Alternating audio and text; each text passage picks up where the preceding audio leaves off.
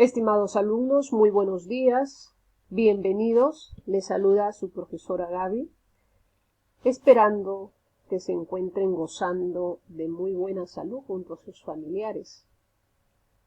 Ya estamos en la semana número 8 del segundo trimestre, estamos celebrando el bicentenario de nuestro querido Perú. Continuando con nuestras clases de historia, en esta oportunidad vamos a hablar ya de la cultura vicus. Esta cultura es conocida por su arte, por su cerámica, por su metalurgia, ¿no? Una cultura que se desarrolló entre dos importantes civilizaciones porque tuvo en su primer periodo influencia de Chavín, ¿no? Finalmente también se habla que tuvo en su última etapa de desarrollo e influencia de la cultura mochica. ¿De dónde proviene el nombre de vicus? El nombre de vicus pues le corresponde al arqueólogo Dr. Ramiro Matos Mendieta. Él la denominó así, ya que la gran mayoría de piezas de cerámica fueron pues encontradas en un cementerio arqueológico que está ubicado al pie del Cerro Vicus, que se encuentra ubicado en la provincia de Morropón, ¿no? A 50 kilómetros del departamento de Piura, en las cercanías de Chulucanos. Entonces, su ubicación geográfica, donde se desarrolló, donde se ubicó la cultura vicus, está ubicada al mar, en la antigua hacienda Pavur, ¿no? Al margen izquierdo del río Piura, distrito de Chulucanas, provincia de Morropón. Según los estudios, esta cultura se desarrolló entre los años 100 a.C. a los 400 después de Cristo. Pertenece al periodo denominado intermedio temprano. ¿Quiénes descubrieron la cultura vicus? Bueno, en el año de 1950 fue descubierta por huaqueros, ¿no? Ya a finales de 1950 en la zona de Frías, que queda en la provincia de Ayabaca. Posteriormente va a ser estudiada por el arqueólogo Ramiro Matos Mendieta, ¿no? Quien la va a denominar con el nombre de vicus. Con respecto a su organización social, ¿no? Cuando hablamos de la sociedad vicus, su estructura social se organizó en base al poder político y económico de las personas. Por eso hablamos que su organización social fue compleja, está formada por individuos con distinto poder político, social y económico. Por ejemplo, habían nobles, ¿no?, que estaban ligados al gobierno. Asimismo también hay los soldados e incluso comerciantes, agricultores, ¿no?, con ciertos privilegios. Por ejemplo, los militares, ellos gozaban de un estatus especial y privilegiado, ¿no? Los soldados entonces también con rasgo preferencial, ¿no? Los comerciantes, por ejemplo, ellos son los encargados de la actividad comercial de la región, pero tenían cierto privilegio, ¿no? Se habla pues que fue una sociedad netamente machista, ¿no?, ya que los hombres de la nobleza eran los únicos que podían vestir elegantemente, ¿no?, y usar ciertas joyas. En cambio, las mujeres estaban en un segundo plano porque ellas, ¿no?, vestían con trajes muy sencillos en comparación a los varones.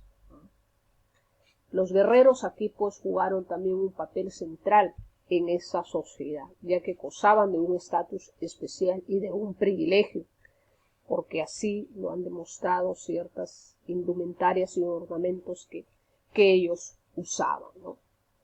En el caso de los esclavos, por ejemplo, eran los prisioneros de guerra, y algunos de ellos, por ejemplo, eran llevados a las islas cercanas para realizar ciertos trabajos de excavación de excremento de aves, ¿no?, que necesitaban como fertilizante para la agricultura. Con respecto a su actividad económica, ¿no?, los bhikkhus pues eran principalmente agricultores. La base de su economía fue la agricultura. Cultivaron pues productos como la calabaza, el zapallo, ¿no?, el maíz, ¿no?, también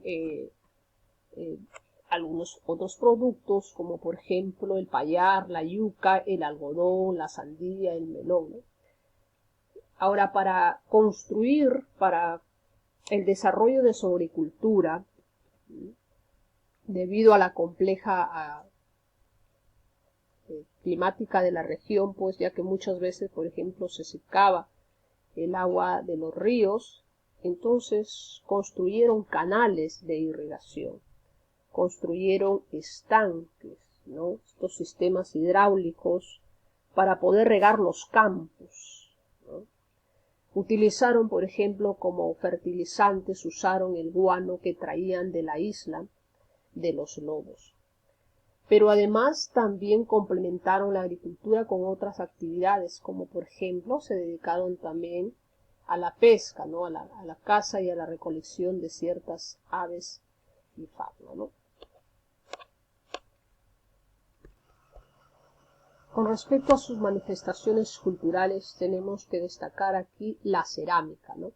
La cerámica, pues, fue una de sus más importantes manifestaciones, con influencia de otras culturas contemporáneas, ¿no?, en un inicio, como en el caso de los chavines y de los moche, ¿no? Pero con el paso de los años lograron establecer ya una identidad propia, ¿no? Se caracteriza principalmente entonces por ser maciza, rústica, con algunos detalles con decoración, con detalles bastante grotescos, ¿no? Destaca la decoración, por ejemplo, modelada por un lado.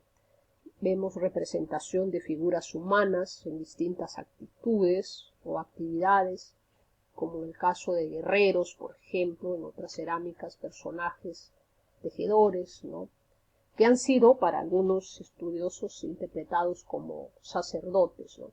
También, por otro lado, en su cerámica representan a la fauna local, ¿no? Se encuentra, por ejemplo, cerámicas con forma de ciervos, de roedores, de felinos, primates, de patos también, loros, lechuzas, iguanas, serpientes, ¿no?, etcétera. Entonces, principalmente, aquí destacan por su decoración modelada, plasman en cada una de sus cerámicas diversos aspectos de su vida cotidiana, ¿no? Las cerámicas, entre las cerámicas bhikkhus más representativas, tenemos, por ejemplo, los llamados huacos dobles, ¿no?, que son, y podemos observar, recipientes de doble cuerpo, con asa y con puentes comunicadores que los unen, ¿no? Entonces, uno de los cuerpos tiene, por ejemplo, la figura de un personaje o un animal, mientras que el otro cuerpo es una botella, ¿sí?, con pico, ¿no? Entonces, los huacos dobles representan también viviendas de plantas cuadrangular con techo a dos aguas, ¿no?, como lo podemos observar, por ejemplo, en esta imagen. Otras piezas que destacan de la cerámica bhikkhus son los llamados huacos silbadores, los mismos que emiten ciertos sonidos de diversas tonalidades, ¿sí?, por la presión del aire, ¿no?, que genera el agua en el interior de la vasija al ser impulsada por el líquido cuando es vertido. Con respecto, entonces, podemos mencionar que hay tipos de cerámica, ¿no?, o también tuvo 3 etapas de desarrollo. Por ejemplo, bhikkhus negativ, ¿no? Aquí se pueden apreciar figuras, ¿no?, como músicos, guerreros, escenas eróticas también, y figuras humanas, ¿no?, de ambos sexos. En la otra etapa de desarrollo, el bhikkhus blanco sobre rojo, ¿no?, es similar al anterior, pero presenta ya recipientes escultóricos, antropomorfos, fitomorfos, zoomorfos, con una decoración que combina incisiones y líneas.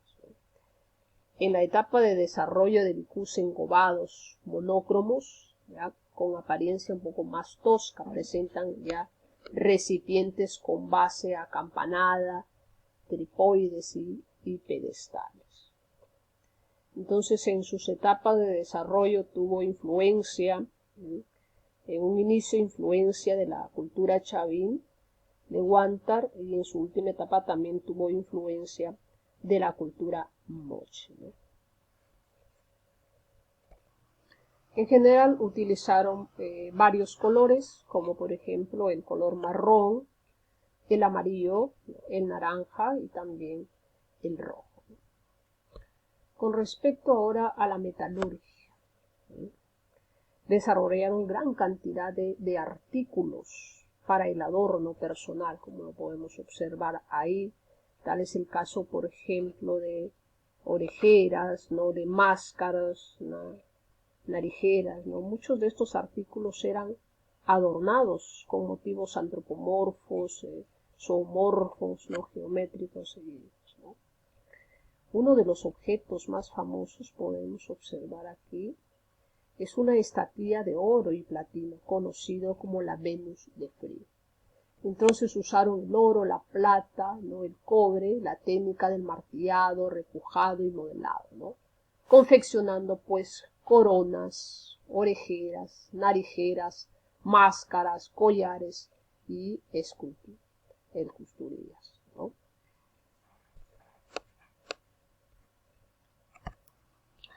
Ahora, con respecto a sus cultos funerarios, ¿no?, ¿cómo enterraban a sus muertos? Sus cadáveres eran cremados, ¿no? Sus cenizas eran, por ejemplo, envueltas en tela y depositadas en tumbas, ¿no?, que tenían hasta 10 metros de profundidad y en su mayoría con una abertura de 1 metro de decímetro, ¿no?, en forma circular, ¿no?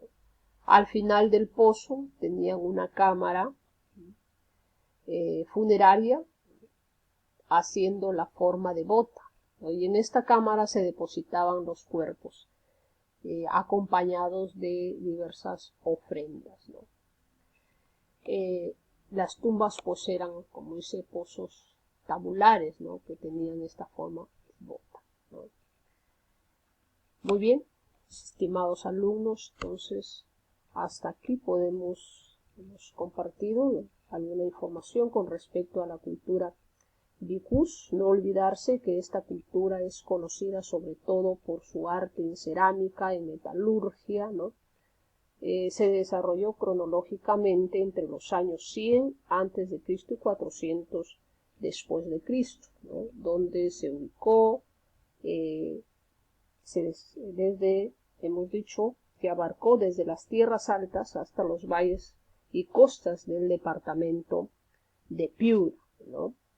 Pero viene su nombre de vicus. Esto le corresponde, hemos dicho, al arqueólogo doctor Ramiro Matos Mendieta, ¿no?, quien va a ser su principal investigador, y la denominó así porque él encontró, ¿no?, piezas de cerámica que fueron encontradas pues en el cementerio del Cerro Vicus, ¿no?, que está ubicado en la provincia de Morropón, como hemos dicho, a 50 kilómetros de Piura, en las cercanías de Chulucanas, que pertenece a la provincia de Morropón. Entonces, una sociedad, hemos dicho, que se organizó en base al poder político, en base al poder económico de las personas, y una sociedad machista, ¿no?, ya que los hombres de la nobleza eran los únicos que podían pues vestir elegantemente y usar las joyas. En cambio, las mujeres dijimos que solo vestían pues con trajes bastante sencillos, ¿no? La cerámica más representativa, hemos dicho, destacan sus huacos dobles, ¿no?, recipientes de doble cuerpo con asa y con puentes comunicadores, y los famosos huacos silbadores, ¿no?, una sociedad que se dedicó principalmente a la actividad agrícola, ¿no?, y para esta actividad, hemos dicho, desarrollaron complejos sistemas hidráulicos, ¿no?, como canales para poder regar sus cultivos. Muchísimas gracias, mis estimados estudiantes. Cuídense mucho.